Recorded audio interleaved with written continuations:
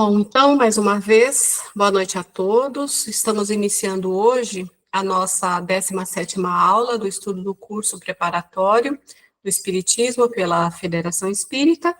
E, como sempre, nós iniciaremos pela exercício de fixação. Então, nós temos aqui as 6 primeiras questões, né? A primeira questão: o que são os sonhos? Quem gostaria de responder? Silvinha, aproveita que você fez essa. Eu vou responder. Eu pus assim, ó. O sonho define-se como a lembrança do que o espírito viu durante o sono. Kardec diz que os sonhos são um produto de emancipação da alma, que se torna mais independente pela suspensão da vida ativa e de relação. Perfeito. Também respondi exatamente assim. A questão número 2. O que representa o sono para o ser humano, entre parênteses, espírito encarnado? Gostaria de fazer, Cecília? Eu respondi assim: para o ser humano, sono é um momento de inatividade em que o corpo pode descansar. Eu não entendi muito bem essa, não sei se está certo. Período de inatividade em que o corpo pode descansar? É.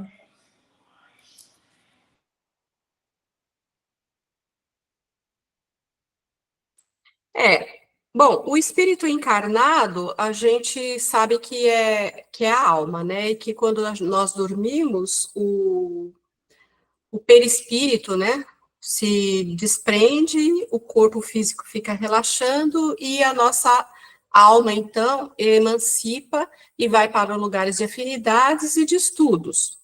Então, para o espírito encarnado, o período do sono, ele é de vital importância. Por quê?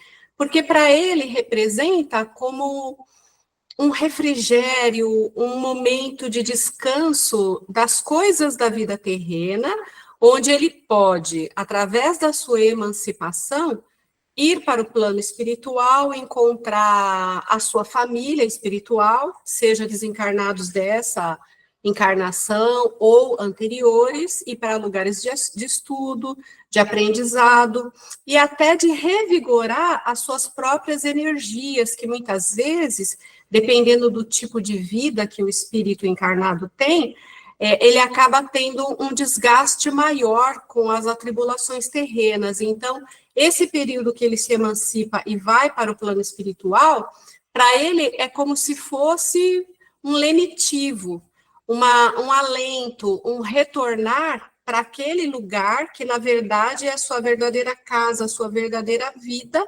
enquanto o corpo, a matéria física, representa para todos nós uma espécie de prisão para o nosso espírito. Então, você respondeu pela ótica do corpo físico que descansa, mas a pergunta, ela é voltada ao espírito encarnado, né? A emancipação da alma, ou seja, tudo aquilo que se faz quando o nosso corpo físico está inativo e o nosso espírito pode, assim, se ver temporariamente liberto da matéria, ligado por aquele cordãozinho de prata que nós comentamos em outras aulas, né? Que é o que distingue as pessoas que estão no plano espiritual com cordãozinho de prata são encarnados, dos demais desencarnados. Deu para entender agora o sentido da pergunta, Cecília? Sim, agora eu entendi. Eu realmente tinha feito sobre essa ótica do corpo, da matéria, do corpo físico. Uhum. Então, por isso é que na questão eles colocaram entre parênteses, Silvinha, fecha o seu microfone, amor. Por isso é que aqui na questão eles colocaram entre parênteses espírito encarnado para ajudar, porque realmente dá para confundir um pouco. A 3. Por que não... Lene, só um momento. Eu respondi assim, mas eu acho que é quase igual que você falou. Eu pus assim, psicologicamente, os sonhos são frequentemente interpretados como manifestações do inconsciente, revelando desejo, medos e ansiedade profundo. Já no contexto religioso, os sonhos podem ser vistos como mensagem divina, revelações do futuro ou forma de comunicação com o mundo espiritual. É, né? Só Mas essa você está se referindo à questão número 2? é a 2, Então, não? a 2 não está perguntando sobre sonho, está falando do sono. Ah, representa o sono para o ser humano, não é? O que representa o sono para o ser humano? Aí você deu uma definição de sonho. Ah, então errei. Porque, ó, o que representa o sono para o ser humano, entre parênteses, está espírito encarnado. Então, o sono é reparador tanto para o corpo físico quanto para o espírito, porque o espírito retorna para os lugares que é essencialmente a sua verdadeira casa, entendeu? Tá bom, agora entendi. Então, essa sua você pode apagar e refazer. Errou, tá bom. Boa noite, dona Inês. Fico feliz que tenha conseguido vir, viu? Boa noite, Irene. Boa noite para todos. Obrigada. Bom, então vamos para 3. Por que não nos lembramos sempre dos nossos sonhos? Quem gostaria de fazer?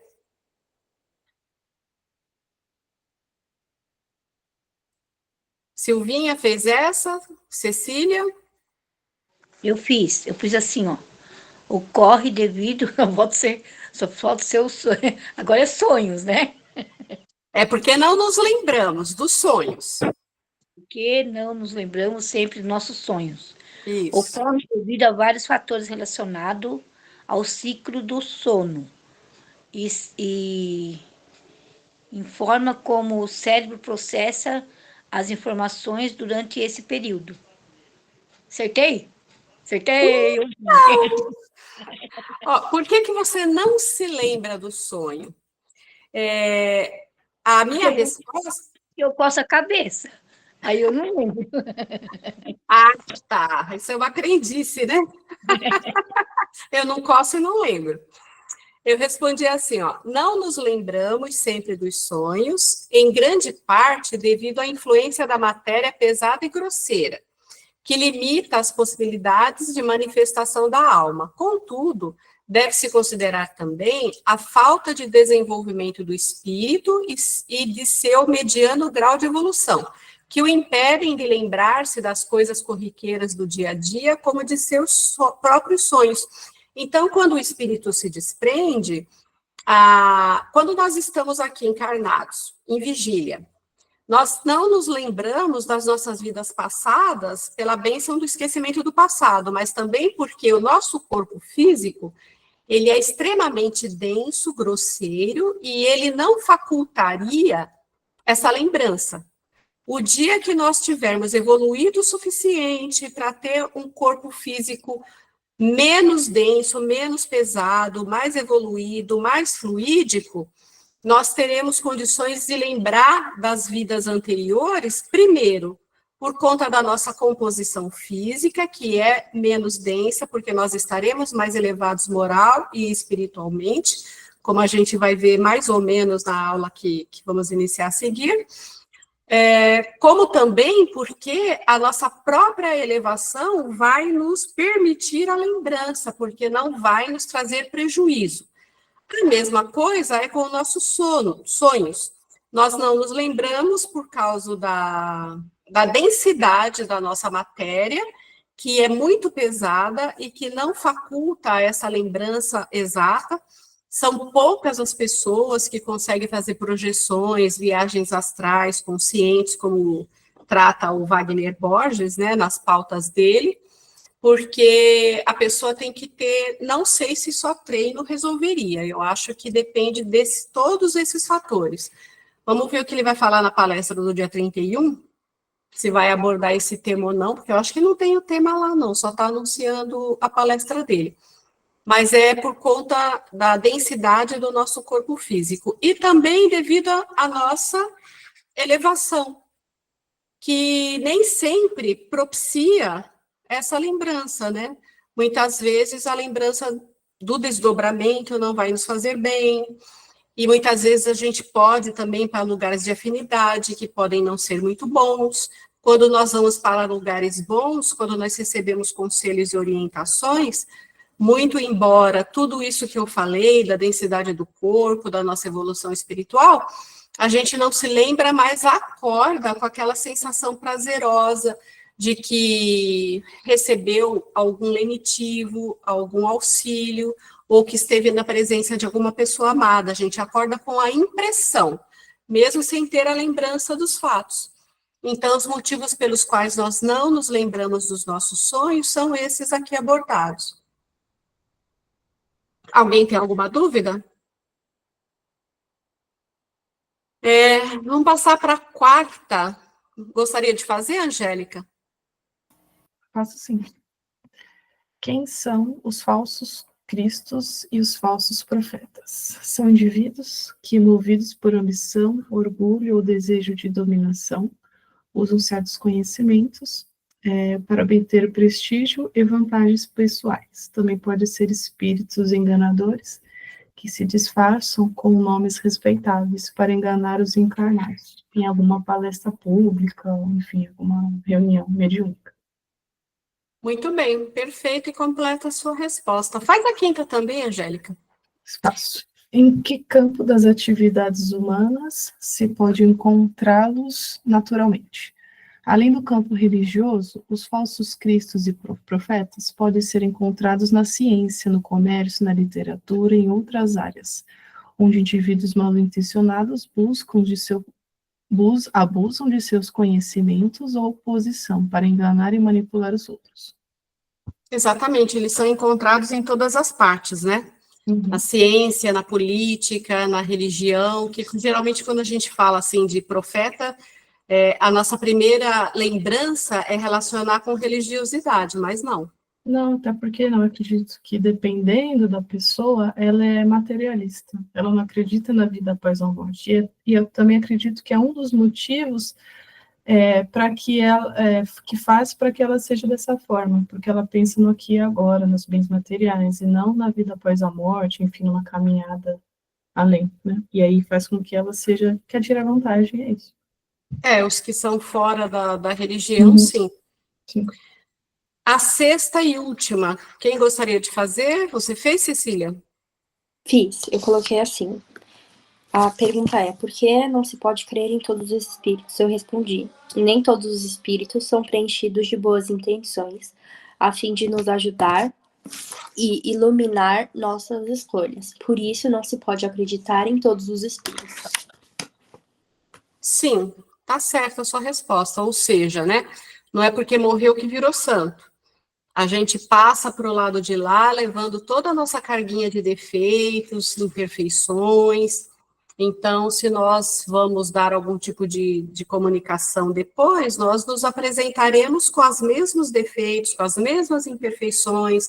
A gente pode até tentar, se teve algum elo religioso, falar uma coisinha assim mais bonita, mais elaborada dentro do evangelho, mas isso também não significa que a explanação não seja num cunho de um falso profeta, como a gente está analisando, né? Tem muitos espíritos que, por vaidade, pertenceram a hierarquias religiosas e, por orgulho, permanecem ainda com aquela certa soberba, mesmo depois de desencarnado, e acham que são os detentores da verdade, além daqueles em que tentam realmente enganá-lo, dribliar, falar algo que possa passar para o encarnado uma aparência de que ele tem uma superioridade que não tem, ou se fazer passar por outro mesmo. Aí é como nós dissemos no decorrer da aula da semana passada, né?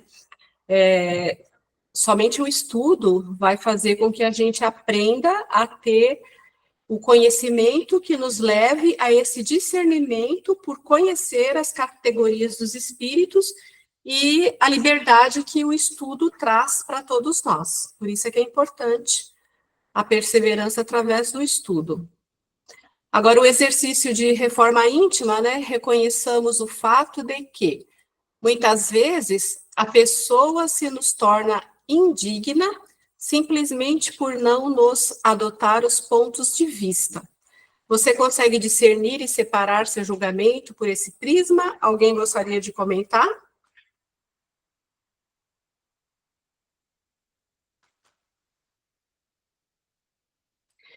Bom, aqui é um Eu posso posicionamento. fazer. É que eu estava esperando alguém falar. Pode Eu falar, coloquei então. assim. A minha resposta depende. Tudo vai depender do contexto e do ponto de vista abordado.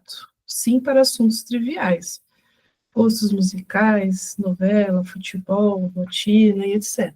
Não para assuntos de valores humanos básicos. Mas isso não significa que eu a julgue indigna por pensar diferente, até porque todos merecem respeito.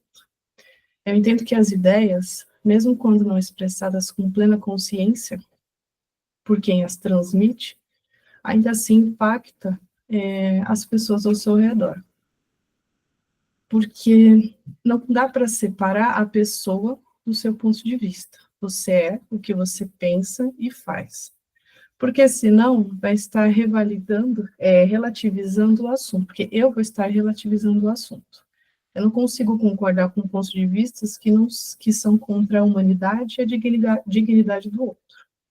Eu estaria tratando o assunto como se fosse meramente opinável, como se todas as opiniões tivessem o mesmo valor, mesmo aquelas que ferem princípios fundamentais, como justiça, igualdade, dignidade do outro. Então, eu me sinto na obrigação de pontuar certos assuntos, caso eu tenha algo que possa contribuir, e propor uma reflexão. Acredito que dê para mudar a forma de falar, mas acho que isso é treino, né? Então, é isso. Seu mic está fechado, Irene. Nunca fecho, né? Então você respeita o ponto de vista das pessoas e tem uma certa reserva com relação ao que a pessoa está falando, se vai contra os pontos de vista que, dentro do seu conceito de moralidade, etc., e como conduzir a vida, foge muito daquilo, porque você vê a pessoa como pensando, agindo e vivendo de uma forma diferente.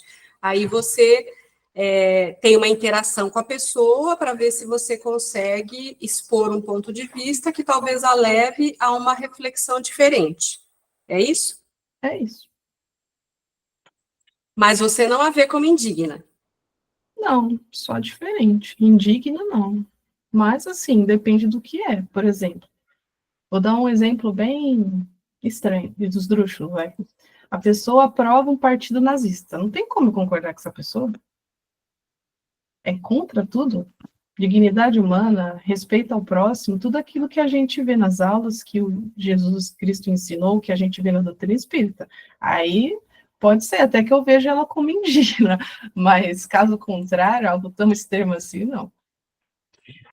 Aí entra dentro do conceito das aulas e das coisas que nós temos visto, muito embora a gente está caminhando, a gente se esforça para pensar, fazer, agir de uma forma diferente. A gente tem o conhecimento, mas nem tudo, infelizmente, a gente ainda consegue sentir na plenitude como deveria, né? Então, por exemplo, uma pessoa que você falou aí do partido nazista, é óbvio que eu acredito que ninguém aqui no grupo seria favorável a isso, né? Aí entra aquela questão da gente levar em consideração o patamar de evolução moral e espiritual daquele, né? Porque todos nós, um dia, em algum momento, fizemos parte, provavelmente, de turmas de pessoas que tinham pensamentos radicais, ou por desconhecer outro tipo de vida, de crença, era levado a acreditar nisso e naquilo, né? Que nem a gente muitas vezes vê na mídia falando a respeito do pessoal que se suicida para matar um monte de gente como prova de amor a Deus, então se envolve a religiosidade, Deus, e aquilo é visto como um mérito, um heroísmo muito grande, né? Dar cabo da própria vida para poder levar outras pessoas para marcar algum tipo de protesto, de vínculo, de fanatismo religioso e coisas parecidas. Então, são pessoas que ainda estão num patamar que não tem uma compreensão para isso. Aí a gente, muito embora a nossa primeira impressão seja classificá-las, né, como indignas para o ponto de vista que nós estamos vivendo no momento, mas na realidade a ótica é essa da elevação moral e espiritual deles, né? Como nada acontece por acaso e como a reencarnação não erra de endereço, você vê que não é por acaso que pessoas que pertencem a esses grupos estão reencarnadas em lugares onde existem esse tipo de grupo, onde existem esses radicalismos de pensamento, porque provavelmente elas tenham que expurgar, através de morar ali, aquilo que já infringiram a outras pessoas. Sim, Até que a energia delas as leve para lugares mais amenos. sim, mas é importante, eu acho também, nem sempre é possível, mas diferenciar quem é dominado e o dominador. Eu acho que muitas dessas pessoas, até quem apoia o partido nazista, ou até quem é homem-bomba, como você comentou, elas realmente acreditam naquilo que foi falado, é tipo uma doutrinação. Então, nesses casos, teoricamente, não, né, enfim, não era para olhar como indigna, mas é difícil você não olhar dessa forma quando bate de frente com alguns preceitos que a gente vê como verdade absoluta, por exemplo, né? Respeito à vida, respeito ao próximo, respeito a você mesmo.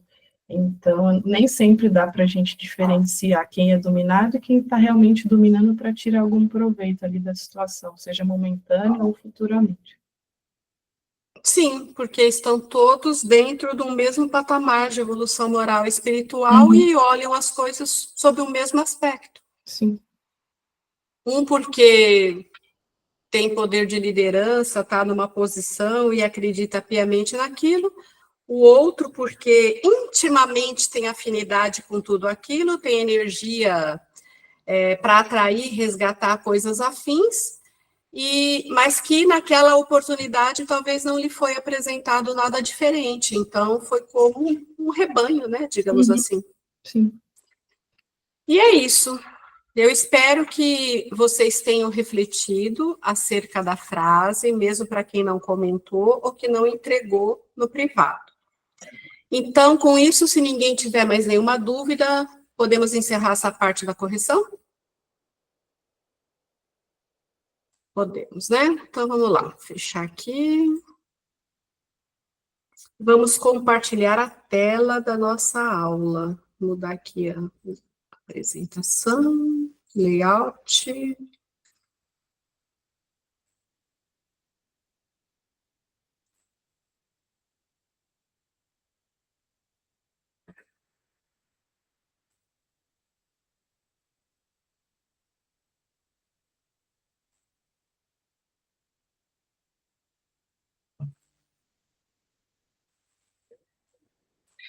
Bom, então,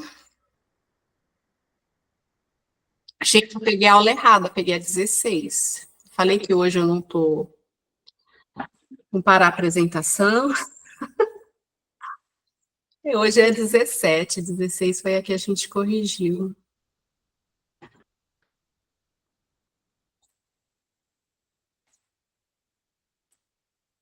Fechar, abrir a 17.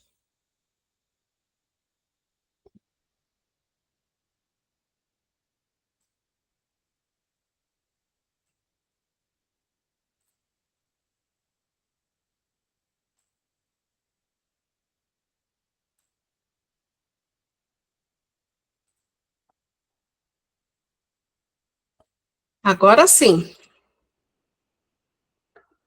Então, vamos lá. A 17ª aula, nós temos na parte A, os fluidos, na parte B, conceitos sobre milagre, na parte C, as nossas atividades, né, que são para a próxima aula. Aí nós temos aqui, nesse primeiro slide, esse quadrozinho, que está falando a respeito do fluido vital, e aí nós temos aqui Deus, que foi o criador do fluido cósmico universal, que por sua vez o fluido cósmico universal deu origem ao perispírito, ao fluido vital e à matéria, e Deus ao espírito. Então, nós vamos esmiuçar essas etapas nos próximos slides. Aí nós temos aqui, na natureza, parece que se encontra uma substância sutilíssima, tenuíssima e volicíssima, que, depreendendo-se pelo universo, penetra por toda a parte sem oposição, aquece, vivifica e torna fecunda todas as criaturas vivas. Esse é um trecho da carta que Galileu Galilei, 1564 a 1642, escreveu ao Monsenhor Piero Dini, em 23 de março de 1615, referindo-se ao fluido universal. Galileu, nome que lembra Jesus, o sublime Galileu, o Galileu Galilei, de que falamos, nasceu em Pisa e foi um gênio que estudou leis físicas, construiu o termômetro e o telescópio. Astrônomo, adotou a tese de Copérnico do heliocentrismo, o que lhe valeu um processo inquisitório em Roma e, para não ser condenado, renega sua proposição. Após 3 séculos de equívocos, em 31 de outubro de 1992, o Vaticano, pretendendo reabilitar Galileu, reabilita-se. Século depois, em 1862 e 1863, o espírito Galileu Galilei comunica-se pela psicografia de Camille Flammarion, e temos o capítulo 6 de A Gênese, que trata da uranografia, que é a descrição do céu, dando-nos a magnífica concepção da gênese dos mundos, com a visão do espírito já liberto do corpo carnal. Aí nós entramos na parte dos fluidos, né? Fluido universal. Sabemos hoje existir um fluido etéreo que enche o espaço e penetra os corpos, fluido gerador de mundos e de seres, que é a matéria cósmica primitiva. O fluido universal é uma criação da divindade e o princípio elementar de todas as coisas. Então, quando nós dissemos que não existe vazio, é porque tudo está imerso nesse fluido cósmico universal, ou simplesmente fluido universal. O fluido cósmico ou fluido universal, sendo matéria elementar básica, primitiva, suas transformações e modificações constituem a inumerável variedade de corpos na natureza. Então, como ele é uma matéria elementar básica e primitiva, né, ou seja, o que veio primeiro, ele dá origem a tudo que existe esse princípio, que é o fluido cósmico universal. Em transformações e modificações do princípio elementar do universo, assumem estados que variam, desde o estado fluídico ou etéreo, no plano espiritual, até a condensação ou materialização no plano físico. Então, ele pode sofrer transformações e modificações, né? Por exemplo, no plano espiritual. Quando os espíritos que estão desencarnados e que conseguem, através do pensamento e da vontade, a manipulação desses fluidos, eles poderão se apresentar com uma ou outra veste, poderão estar fazendo uma cópia de roupa de uma época, de uma encarnação que ele se sentiu melhor. Ele poderá estar se apresentando de diferentes formas, tudo isso de acordo com o pensamento, a vontade e a habilidade de transformar e modificar esse mesmo fluido. E no plano físico, através da condensação ou da materialização, significa que até mesmo nas materializações espirituais, um espírito quer se tornar tangível, até para quem não tem essa mediunidade de ver, enfim. Você consegue visualizar, qualquer um consegue visualizar, porque ele se materializou. Foi fazendo uso desse mesmo composto, do fluido universal, que ele manipulou e conseguiu, então, se transformar, né, se apresentar materializado. Aí nós já conversamos em outras aulas a respeito dos efeitos físicos. Nós falamos que no início da doutrina espírita, quando as pessoas necessitavam de um pouco de fenômeno, que existia muitos médiums inconscientes e também muitas sessões espíritas onde havia muita materialização, seja do corpo inteiro, ou seja, de partes do corpo, e aí nós falamos que médiums podem estar doando esse material necessário para materialização de um espírito, que nós denominamos como o ectoplasma. Até comentamos que o ectoplasma, quando doado, ele saía do corpo físico dos encarnados por todos os orifícios. E até tem na internet, e eu acho que na aula nós devemos ter exibido pelo menos alguma foto, do médium concentrado e exalando aquele fluido, que é o ectoplasma, através da narina, através dos ouvidos, e você via como se fosse uma fumaça, um chumaço branco, como se fosse uma nuvem, um algodão sendo esticado, e era assim que se via. Então, o ectoplasma, ele é uma variação, é uma condensação semimaterial desse fluido universal.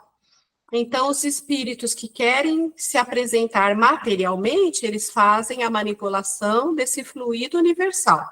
E os médiums que são detentores desse ectoplasma de efeitos físicos, eles têm essa propriedade medianímica de doar esse tipo de condensação desse fluido universal. É derivado dele, mas não é ele, como os espíritos conseguem fazer uso para se materializar.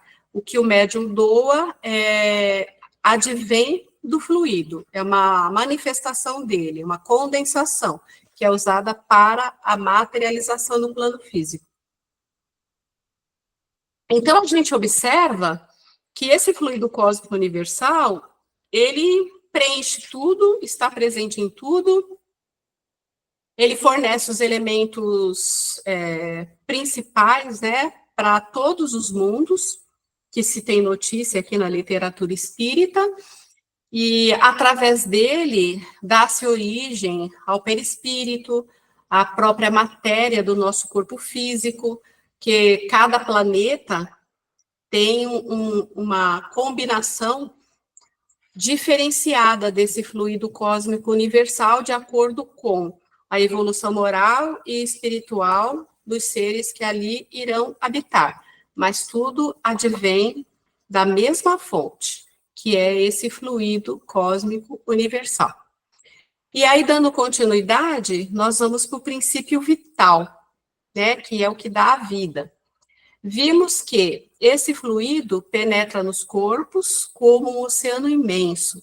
É nele que reside o princípio vital que dá origem à vida dos seres e que a perpetua em cada globo, conforme a condição desse princípio, que em estado latente se conserva adormecido, onde a voz de um ser não o chama. Aí está aqui Gênesis, capítulo 6, item 18. Assim, é exato dizer-se que Deus ha criado sempre, cria incessantemente e nunca deixará de criar. No próximo slide, acho que explica um pouquinho mais sobre o princípio vital. Bom, então vocês entenderam aqui nesse slide que o fluido cósmico universal, ele está em tudo e em todos os mundos, e que a partir dele tudo passa a existir, que ele cria o perispírito e também uma variação dele cria o fluido vital. O fluido vital é aquilo que nós falamos em outras aulas, que quando nós vamos reencarnar, nós recebemos uma carga fluídica para que a nossa vida se estabeleça e perdure por aquele número de anos necessários a nossa experiência reencarnatória. Então, esse é o princípio vital que nos deu a vida e que anima a matéria. A ação dos espíritos sobre os fluidos. Os espíritos, por meio do pensamento e da vontade, agem sobre os fluidos, determinando esta ou aquela direção, combinação ou dispersão. Atuando sobre os fluidos, dão-lhes formas, cores, mudam suas propriedades químicas e etc. Produzem, assim, aparências, roupas, objetos que desejam. Então, é o que nós falamos anteriormente. Com a desencarnação, o espírito que continuar com seu pensamento concentrado na vida material que tivera, sente-se ainda vivo, criando para si um ambiente fluídico denso, fazendo-o sofrer. Daí a necessidade da renovação constante pelo estudo da prática do bem. Aqui eles jogam uma luz, né, a respeito dos espíritos que, após a desencarnação, não aceitam a morte e ainda sente-se como se estivesse vivo, o que gera a esse tipo de atmosfera densa, fluídica, né, fazendo sofrer. Qualidades dos fluidos, efeitos. Agindo os espíritos sobre os fluidos espirituais, que é a matéria quinta essenciada, suas consequências sobre os encarnados são diversas, podendo estar impregnados de qualidades boas ou más, que podem ser modificadas em função da pureza ou impureza de seus sentimentos. Os maus pensamentos corrompem os fluidos espirituais, como os miasmas deletérios corrompem o ar respirável. Então, todo esse fluido, ele pode ser impregnado de uma qualidade, né? Num ambiente que está todo mundo voltado sobre o mesmo propósito de amor, de paz, de luz, de aprendizado, a qualidade do fluido, ela torna-se boa, leve, benéfica, que a pessoa entra, sente aquela energia gostosa e que faz bem. E o contrário também é fato, né? Quando a gente chega e sente um ambiente pesado, é porque a qualidade dos fluidos, ela foi impregnada de más sentimentos, más atitudes, que cria esses miasmas, essas coisas que ficam pairando assim dentro do nosso campo energético e atraindo coisas ruins. Então, em termos de qualidade, boas ou más, os fluidos também as têm. E aqui continua: se estivermos em uma reunião onde as pessoas procuram emitir bons sentimentos, os seus pensamentos purificados formam uma corrente fluídica benéfica. Se os pensamentos forem fúteis ou vulgares, do ponto de vista moral, as emanações fluídicas serão de baixo teor. Do ponto de vista físico, esses fluidos podem ser, entre outros, excitantes, calmantes, irritantes, dulcificantes, repulsivos, reparadores, trazendo do ponto de vista moral expressões de ódio, ciúme, orgulho, egoísmo ou ainda de bondade, caridade, benevolência e amor. Então, esse fluido ele pode ser manipulado por esses sentimentos, essas energias que nós temos o poder de impregnar. Perispírito, ação dos fluidos. O perispírito é um dos produtos mais importantes do fluido universal. No começo nós dissemos que ele deu origem a tudo, né? Que ele é a matéria primitiva. E o perispírito é o principal produto vindo desse fluido cósmico universal. O espírito extrai o seu envoltório semimaterial do fluido ambiente do planeta em que vai habitar. Então, o fluido deu origem ao planeta, o planeta está impregnado de fluido cósmico universal, e o perispírito do reencarnante, ele vai extrair a qualidade da matéria desse fluido para formar o seu perispírito, de onde ele irá reencarnar. Então, se um dia nós reencarnarmos em um outro planeta, o nosso perispírito será modificado de acordo com o fluido daquele outro planeta. Tudo vindo da mesma fonte, porém apresentando alterações e modificações que são moldáveis de acordo com o planeta e de acordo com a evolução moral e espiritual do reencarnante. Foi chamado corpo fluídico ou corpo espiritual por Paulo de Tarso, de mediador plástico por Emmanuel, e recebeu muitos outros nomes. Kardec o chamou de perispírito, que é o que nós usamos. Mas são nomenclaturas diferentes que querem dizer a mesma coisa. Ele serve de ligação entre a alma e o corpo. É o intermediário que transmite ao espírito as sensações recolhidas pelo corpo físico, e é por ele que o espírito manifesta a sua vontade exterior.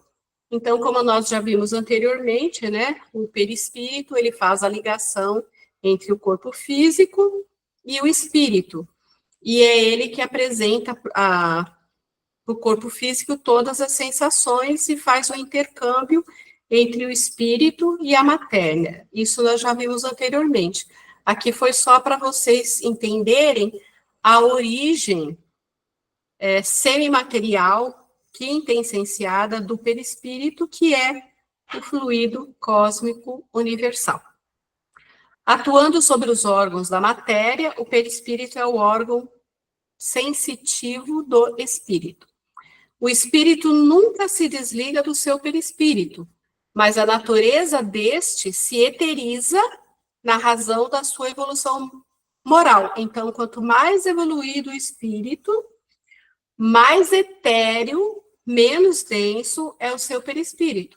Consequentemente, como nós vimos nos primeiros slides, maior lembrança, slide não, né, da aula passada, da correção, maior lembrança teria dos desdobramentos e dos sonhos, porque tem uma elevação moral e espiritual maior, com um perispírito menos tenso. Então, isso aqui vem complementar a outra explicação.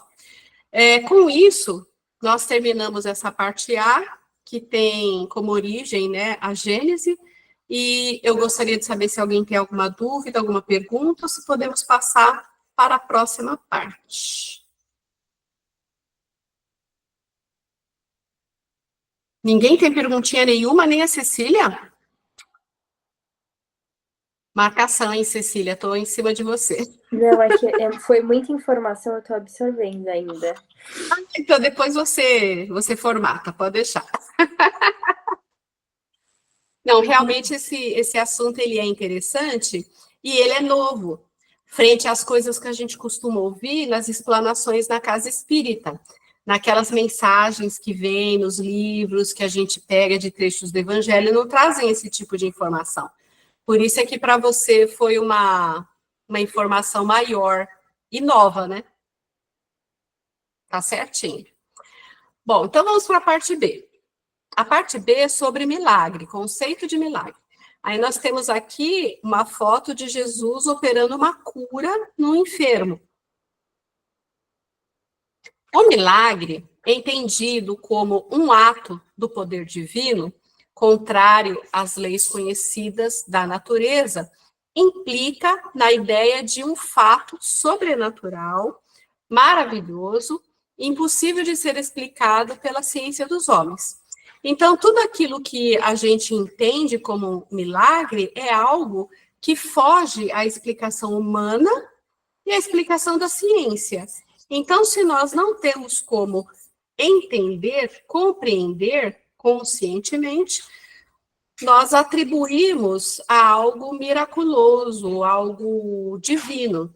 E aos poucos, conforme a gente vai ampliando o nosso conhecimento, conforme a ciência vai alargando os horizontes de nos trazer explicações de coisas que eram completamente desconhecidas, o conceito de milagre ele vai caindo por terra, porque a vida vai lançando luz sobre aquilo que nós não tínhamos condições de compreender.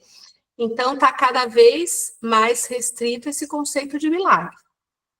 A ignorância, a superstição, os dogmas inibem a muitos de se dedicarem ao estudo dos ensinamentos dos espíritos, com receio de pecarem, de irem para o inferno ou de serem envolvidos pelos demônios, né? tem algumas pessoas que professam outras crenças que realmente têm medo, né? Medo de falar a respeito, eu estou pecando, não, se eu fizer isso, eu posso ir para o inferno. Nós já vimos isso um pouco mais detalhadamente na aula que falava sobre as religiões e os dogmas, né? Os tipos de religiões. Diga-se de início, deixando bem claro que o Espiritismo não faz milagres, pois muitas pessoas, desiludidas com as crenças dogmáticas, com as ciências do homem ou com as dificuldades da vida material, se voltam para o mundo espiritual, buscando, através de fenômenos medianímicos, a salvação ou eliminação de seus problemas econômicos, de saúde e sentimentais. Então, a gente vê, né, que quando a pessoa é um pouco leiga dentro da questão da doutrina espírita, quando não conhece os preceitos, ainda não estudou, assim, um pouquinho, o suficiente, elas têm, assim, uma concepção de que você, sendo espírita, você fica isento de uma porção de coisas, e aí busca, né, na religiosidade, a chave que vai abrir todas as portas e que vai eliminar aquilo que ela sente como uma adversidade no momento. Enquanto a gente sabe que ninguém que pertence a religião nenhuma está isento de passar por aquilo que gera o aprendizado próprio para a individualidade de cada um. O que a religião traz é o conforto, o lenitivo, a fortificação da fé, para que você possa transpor mais facilmente essas dificuldades, não isentar-se delas. Óbvio que quanto mais você se esclarece, quanto mais o seu sentimento se purifica, você vai ressignificando crenças e valores, você vai exercendo a sua reforma íntima, você vai mudando a sua frequência vibratória e você vai deixando de atrair pessoas e situações que te levariam a aprender através da adversidade. Mas isso é uma consequência da alteração que você gerou no seu íntimo, da sua reforma íntima. É uma conquista sua. A religião, os conceitos, o estudo, serviu para te mostrar um caminho que você se propôs a caminhar e, caminhando, você progrediu. Por si só, a religião não te transformou. Você se transformou a partir daquilo que lhe foi apresentado, que calou fundo no seu coração. Então, a modificação, a elevação, a transmutação dos sentimentos, a reforma íntima propriamente dita, todo o mérito que você consegue no sentido do seu crescimento moral e espiritual é uma conquista individual. A religião ajuda muito, se você estiver disposto a entender, compreender e exercer. Se você não estiver disposto a nada disso, vai ser só mais algo que passou pela sua vida sem importância. Eu acho que cabe também a gente ter consciência daquilo que está fazendo, entender, porque senão você é guiado, independente da religião que você está. Acho que tem que ter um senso crítico ali do pensamento, e não seguir porque alguém falou. Você tem que entender aquilo, fazer sentido para você, porque senão a religião, seja ela qual for, ela vira uma bengala, você faz coisas que você não entende, pode fazer coisas ruins também, como tem os falsos, como já na aula passada, os falsos profetas. Então, é importante a gente ter senso crítico, tudo na vida, independente do que for, para não cair nas mentiras, enfim, nos enganar nós mesmos. É por isso que eu, pessoalmente, me identifiquei com a doutrina espírita, por conta da fé raciocinada. Passar por esse crivo, como você acabou de dizer. Então, aqui continuando. E muitas vezes deixam-se envolver por charlatões, embusteiros, ou se prende a um fanatismo exacerbado. O ensinamento do Cristo, todavia, em relação às curas, é uniforme. É uniforme e se resume nessas afirmações. A tua fé te curou. Jesus sempre dizia isso depois de cada cura. E vai e não peques mais. Então, a gente sabe que Jesus, ele curava a pessoa que estava no ponto de ser curada. A pessoa que já tinha ressignificado o que tinha que ressignificar através do que a enfermidade trouxe para ela. E aí a cura se fazia possível através da fé.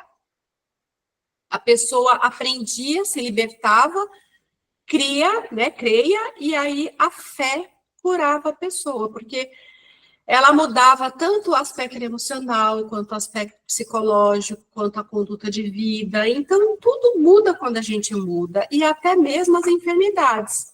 Aquilo que não é possível ser curado por diversos motivos, você consegue tratar e conviver muito bem com aquela enfermidade. Mas Jesus dizia, a tua fé te curou, vai e não peques mais, né? Porque é o conceito do pecado que, na verdade, é o que a gente consegue fazendo de infração às leis naturais de Deus, né? Esse aqui é o conceito de pecado, é o que faz com que a gente crie esse círculo vicioso de reparação, de atração de pessoas e circunstâncias que vão nos fazer aprender através das adversidades. Então, a gente mesmo cria esse ciclo e cabe a nós sairmos dele através do mesmo caminho. Essas afirmações deixam claro que a imposição de mãos por Jesus, a dos médiuns ou da intervenção dos espíritos são lenitivos oferecidos ao aflito por razões muito diversas, cabendo a cada um examinar e compreender segundo o discernimento que alcançou. Não se deve esperar, pois, por milagres dos médiuns e do espiritismo. O conhecimento da doutrina não se dá de um momento para o outro, participando de algumas reuniões ou de algumas palestras, mas através da meditação, da reflexão e da vivência dos seus ensinamentos no aprendizado espírito cristão. Somente assim o homem pode tornar-se médico de si mesmo, produzindo em si a reforma íntima, buscando em si o homem novo através do bom combate. Assim, conhecendo a verdade, ele se libertará da multidão de suas faltas.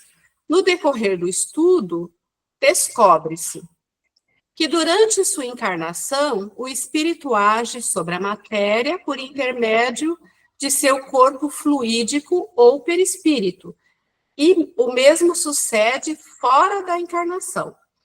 Como espírito, e na medida de suas capacidades, ele faz o que fazia como homem.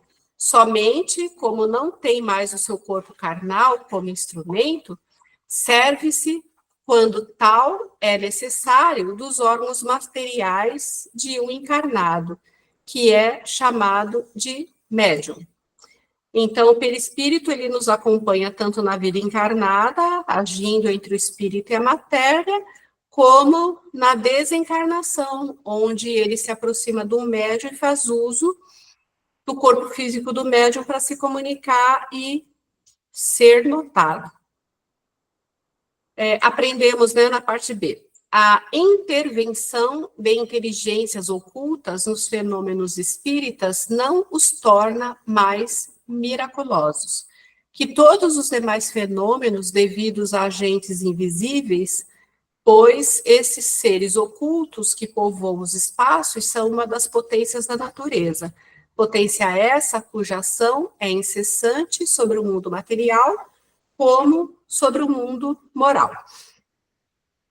Então, não é a intervenção do plano espiritual que torna os fenômenos espíritas mais ou menos miraculosos.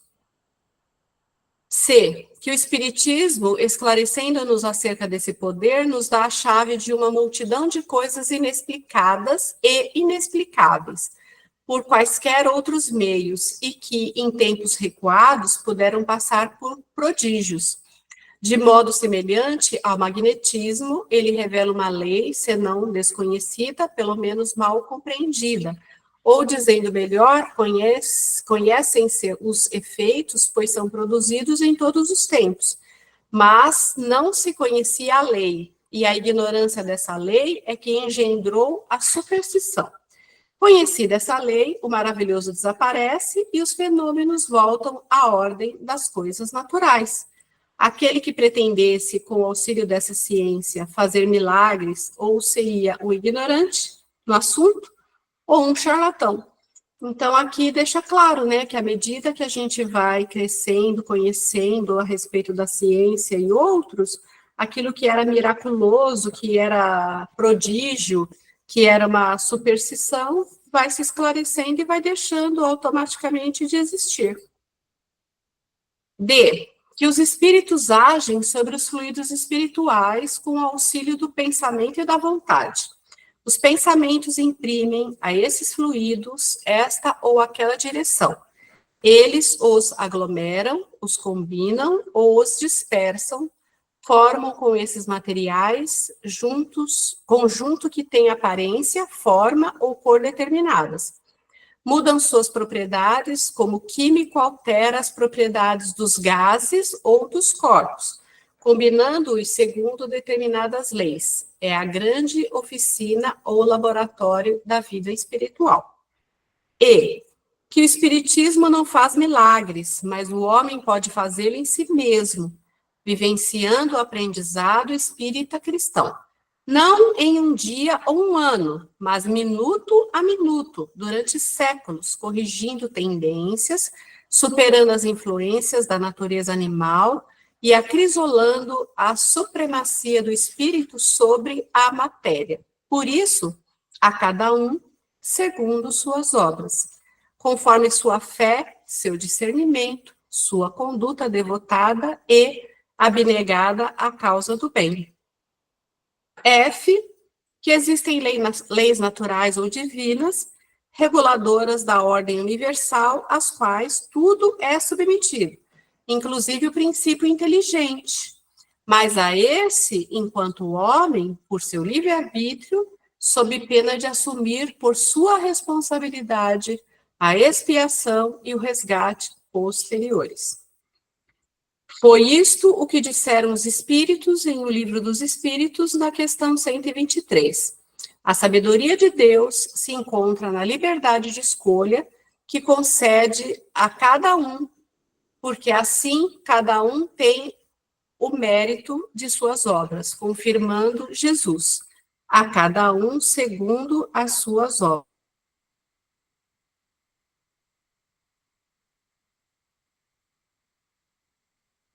Com isso, nós terminamos a parte B, que está tratando a respeito da questão dos milagres.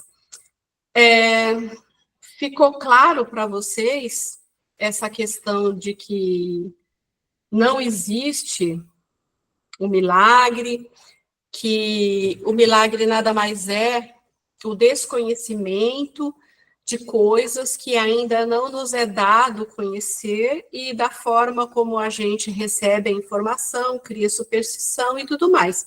E à medida que nós estamos evoluindo, crescendo e aprendendo com a evolução da ciência e com o conhecimento que o plano espiritual tem nos trazido, tem caído por terra cada vez mais esse conceito de ser coisas miraculosas, né? Que Jesus ressaltava, né, a tua fé te curou, vai, não peques mais, e que o Espiritismo não faz milagre, que o que realmente muda e transforma é a nossa vontade, através do conhecimento e da conscientização de tudo aquilo que nós devemos mudar.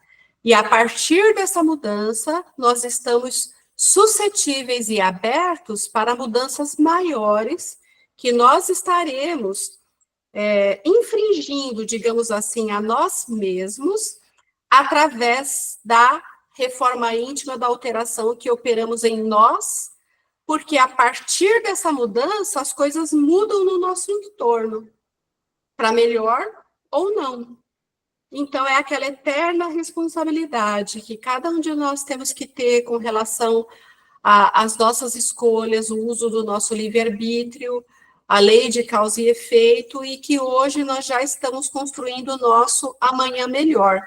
E que muitas vezes não quer dizer que a nossa... essa mudança vai acontecer, essa plantação, essa colheita seria para a próxima encarnação, não.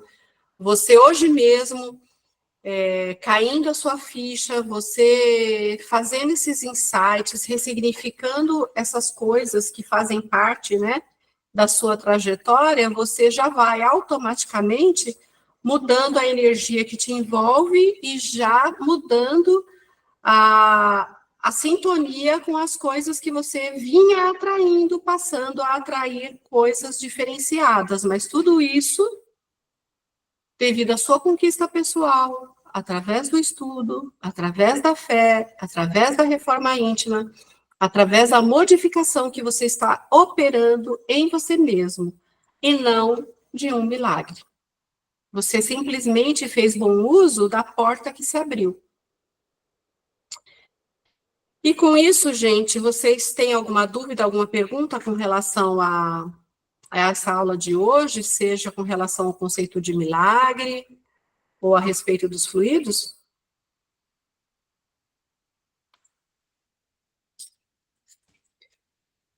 Ou ninguém entendeu nada, ou todo mundo entendeu tudo. Como é que ficamos aí? Irene, foi tão difícil essa aula que eu acho que eu não entendi nada. Bom, pelo menos você é franca, né, Cecília? Eu gostei, viu?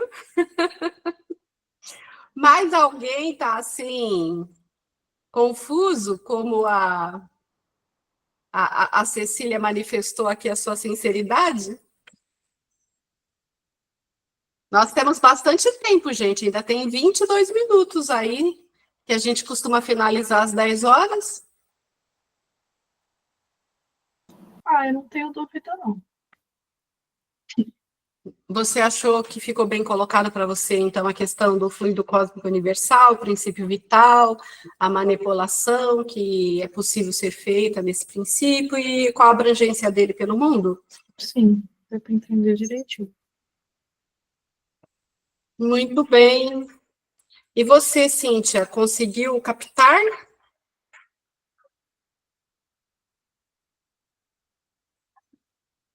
Oi. Consegui, sim. Tem algumas questões ainda que eu fico analisando sobre o fluido universal, né? Mas deu para entender o conceito da doutrina espírita, assim. É que você faz estudos de outras religiões, né? Então depois você traça comparativos, mas sob a ótica do espiritismo kardecista, então deu para você entender. Sim. Maravilha. A Silvinha? Então, sobre os milagres, sabe? Agora eu tô tendo um pouco de entendimento, mas tem coisa que acontecia que eu achava assim, milagre, né? Coisa assim que a gente fala assim, o que não dá pra gente fazer, Deus faz. Mas agora, você falando, eu tô tendo um outro conceito, né, sobre os milagres. Mas Pode falar. você é que a gente sempre foi criado no contexto assim do espiritismo, mas eu frequentei muitas outras religiões. E tem eu fiquei assim um pouco assim em relação ao milagre, né? Mas agora você falando me deu entendimento, mas eu fiquei meio triste. Você sabe o que é o fruto da sua tristeza? É você entender que você tem responsabilidade, proatividade sobre o fruto da tua vida. Porque para nós é muito mais fácil a gente entregar tudo na mão de Deus e ficar na posição de vítima esperando a colheita. É bom, isso é verdade. Mas é justamente essa conscientização e depois que você leva esse choque, que nem você levou agora, você começa a pensar assim, gente, mas depende de mim. Eu tenho o poder de mudar isso. Eu tenho o poder de transmutar isso. E aí, muitas vezes, você vai se sentir incapaz, vai ter dia que você vai se sentir largada no chão, vai ter dia que você vai falar, ai meu Deus, e chora. Isso faz parte da nossa fragilidade humana. O importante é que no momento seguinte, no dia seguinte, a gente se levante e faz. Porque Deus nunca vai fazer a nossa parte. Né? Então, por exemplo, existe um outro aspecto que às vezes a gente fala assim, a entrega nas mãos de Deus. Isso também pode ser um sinônimo de uma... fecha o áudio, Silvinha, depois quando você for falar, você... Tá. Então, isso também pode ser um sinônimo de uma fé, de uma resignação, porque aquilo que você não tem controle, que você não pode mudar, você só pode mudar a sua reação perante a circunstância. Então, você procura manter a calma, manter a serenidade, a sua fé, a sua religiosidade vai te dar essa fortaleza e é um entregar nas mãos de Deus, mas você está fazendo a sua parte, você está buscando se manter tranquila o máximo possível, você está tentando se manter serena, você está tentando se manter equilibrada, você está repelindo pensamentos negativos que vão dar margem à obsessão simples, que eu até coloquei um vídeo do Instagram que explica muito bem sobre isso, achei legal. Então, você está fazendo a sua parte, você está assumindo a sua responsabilidade até com relação a como você reage e como você constrói essa reação daqui para frente. Nessa postura, você se torna mais aberto a receber as energias do plano espiritual, a receber as intuições, fica mais aberto a possibilidades que o próprio plano espiritual pode encaminhar para você como uma solução devido ao mérito que você está alcançando, merecendo para atrair coisas diferentes. Mas percebe que tudo partiu de você? Essa é a diferença, Silvia. Ah, sim, agora entendi. Obrigado. Então, você continua com a fé, com a forma como você reage com relação às coisas. Esse é o conceito de entregar na mão de Deus, mas você precisa fazer a sua parte. Porque quando a pessoa não quer, ninguém tira a pessoa do chão. E se nós nos entregamos às coisas que nos acontecem, a gente só piora. Porque você sabe, aí vai o sentimento, vai o emocional, que aí vai atacando outras partes mais frágeis do nosso corpo, vai abrindo brecha para processo obsessivo. Então, você deixa de ser senhor de si. Você deixa de exercer esse livre-arbítrio que Deus te deu. E você deixa de aproveitar todas essas ferramentas que você está recebendo através do conhecimento para você nutrir sua vida e caminhar. Não ficou mais triste, Silvinha? Não, agora estou contente. Está se sentindo até mais guerreira, né? Estou me sentindo plena. Muito bem. Quer falar, dona Inês? Sabe que eu até entendo a Silvia, porque eu principalmente vim de uma religião católica. Então, a gente se apegava muito no santo. Eu me lembro que a minha mãe, ela morreu de câncer, e eu pedia muito para Santo Expedito curar minha mãe. E rezava, fazia novena, fazia de tudo, pedia, Santo Expedito cura minha mãe, cura minha mãe. Quando minha mãe morreu, eu fiquei assim, tão desapontada, que eu falei, meu Deus, o santo não me ouviu? E fiquei por muito tempo de mal de Santo Expedito, porque eu falei, como assim? Eu rezei tanto para curar minha mãe e não curou? Então, eu até entendo a Silvia, a gente vem assim de uma religião católica e a gente espera por um milagre, espera esse milagre, né? Só que a gente vai estudando o espiritismo, a gente vai vendo que nem tudo que a gente pede, né, é o certo e nem tudo que a gente pede é o correto também, né?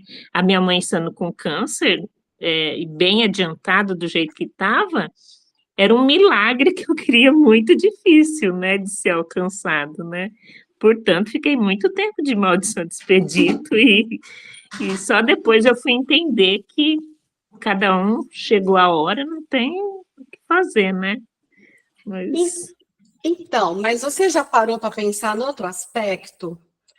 Por exemplo, você rezou para Santo Expedito, que era teu santo de devoção, que dentro do que a gente entende, dentro da doutrina espírita, serviu de ligação para o teu elo entre você, a enfermidade e a espiritualidade.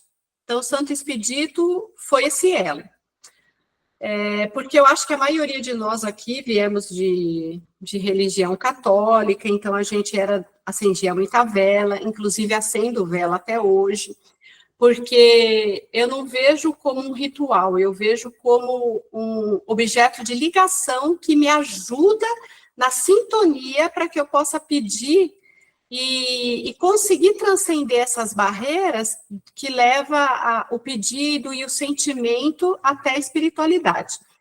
Então, mas o que eu queria te dizer é o seguinte, você rezou para Santo Expedito, que representava esse elo, com toda certeza, com o seu amor de filha, a sua prece foi ouvida.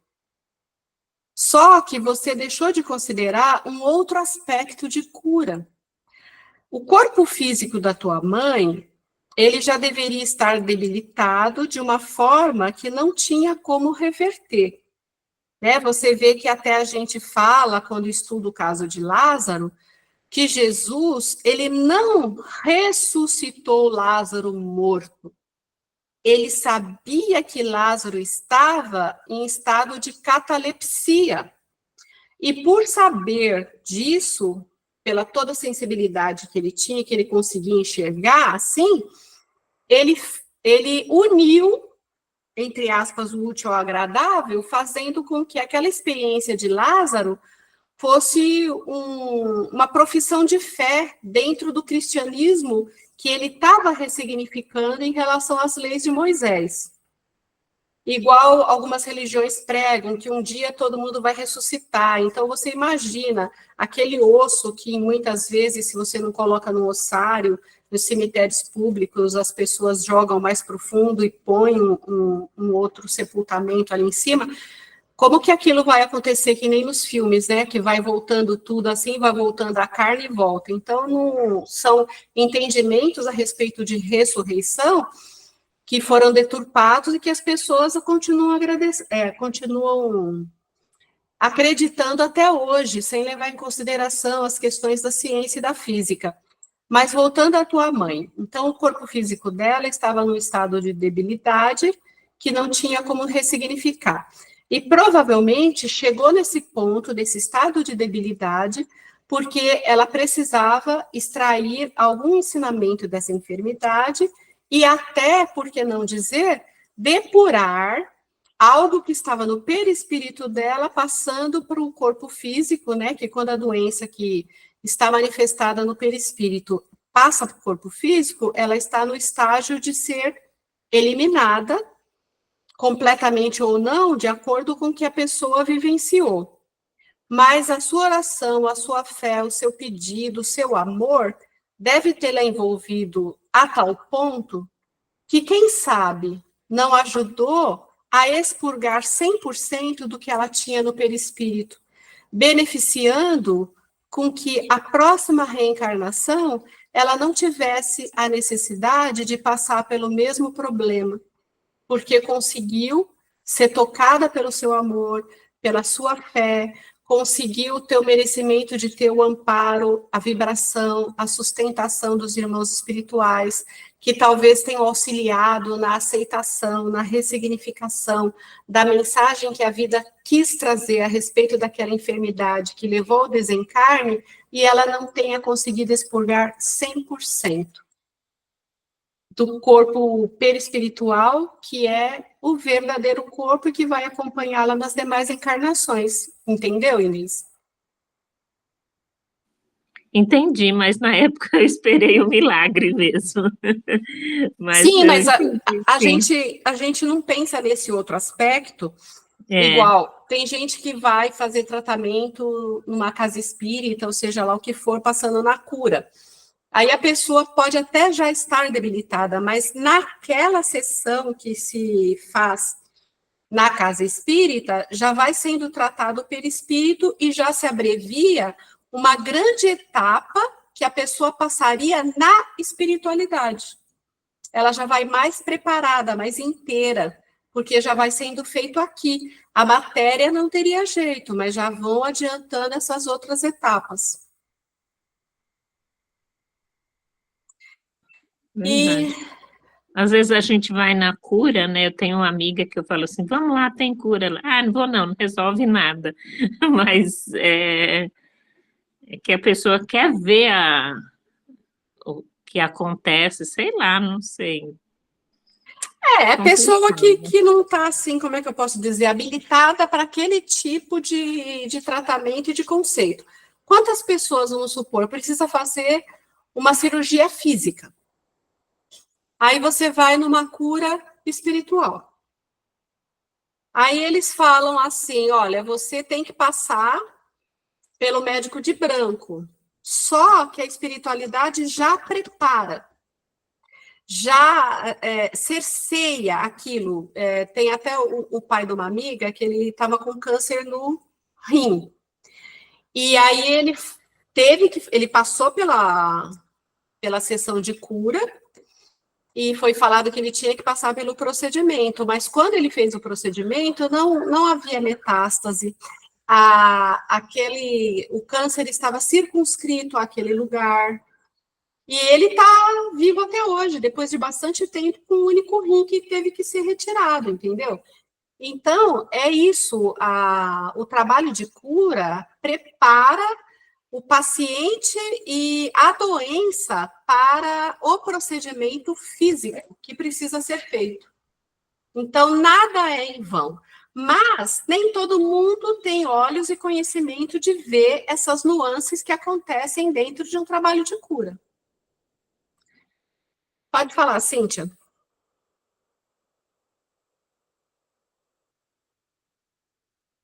Tô aprendendo a desligar aqui. Não, é que eu percebo assim que muitas pessoas esperam fora aquilo que precisa ser mudado dentro delas. E isso exige uma mudança de comportamento, por isso que eu gosto tanto do que você faz no final aqui, né? Essa mudança de paradigmas, de avaliar como você enxerga o mundo, e essa esperança do que tá fora que é complicado, né? A gente tem que entender que tá tudo dentro da gente, né? E muitas vezes a espiritualidade, quando você vai fazer uma consulta, ela até te dá uma dica, né? De onde que você tem que mudar. Exatamente. É exatamente isso. Na verdade, a maioria das pessoas, elas não querem ter trabalho, elas querem conseguir lá ali aquela receita de bolo, aquela coisa que está pronta, então é mais fácil você falar, ah, isso não dá certo, isso não quer dizer nada. Ó, se for para mudar apenas a sua maneira de encarar aquela situação, de você vivenciar aquilo, se te trouxer mais leveza, mais ressignificação, mais fé, já está valendo, gente. Nossa, nada se compara à paz de espírito. Então, o que veio para mim assim, o milagre é merecimento. Tudo na vida é merecimento. O que acontece de bom, o que acontece de ruim. O que acontece de ruim é para você aprender. Porque nada que aconteça de ruim, o nosso Pai Maior quer. Ele quer que você aprenda. E o que acontece de bom é para você acreditar. Com certeza. É isso que É tudo merecimento, tudo merecimento. Merecimento, é aprendizado, é aquela reflexão que eu sempre comento, né? Para você parar, olhar para a situação e dizer o que essa circunstância quer me mostrar? Qual é o aprendizado que eu preciso extrair disso daqui? E aí você começa a avaliar o que eu estou precisando desenvolver para essa circunstância. Será que é paciência? Será que é resignação? Será que é mais compaixão? Será que é mais amor próprio? São tantas as nuances na vida da gente, né? Mas todas trazem um tipo de significado diferente, nada é em vão. Só que a gente tem que ter esse olhar, essa reflexão. E é por isso que eu acho legal, que é importante a gente continuar estudando, participando de grupos, cada um fala aquilo que talvez o outro não teve a liberdade, ou por timidez não falou, a experiência de um vai para o outro, e aí a gente vai crescendo juntos. Né? Nunca é demais, sempre tem uma nova nuance para a gente estar aprendendo. E aí, mais alguém gostaria de comentar alguma coisa? Inês, Eliana, mais alguém? Ou podemos encerrar?